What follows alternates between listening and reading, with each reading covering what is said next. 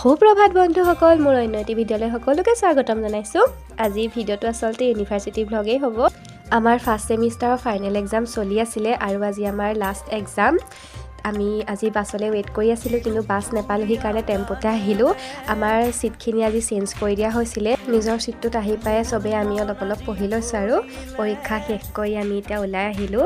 আজি আমাক দিয়া হ'ব আমাৰ ডিপাৰ্টমেণ্ট টি চাৰ্টখিনি। এইখিনি টি চাৰ্ট আমি অৰ্ডাৰ দিছিলোঁ, কিন্তু আমি দিয়াতকৈ এক চাইজ অলপমান ডাঙৰ আহিলে। চবেই এতিয়া ইয়াতে ট্ৰাই কৰি চালে অন দ্য স্পট, আৰু ফাইনেলি ময়ো মোৰ টি চাৰ্টটো পালোঁ, য'ত নিজৰ ডিপাৰ্টমেণ্টৰ নাম লিখা আছিলে। তাৰপিছতে আমি আমাৰ বাকী কামকেইটা কৰি এতিয়া ইউনিভাৰ্চিটিৰ পৰা বুলি ওলাই দিলোঁ। আজি আচলতে আমাৰ প্লেনিং আছিলে লাঞ্চটো একেলগে কৰা। আমি এতিয়া আহিছোঁ বৰুৱাচাৰিত থকা লিগাঙলৈ বুলি।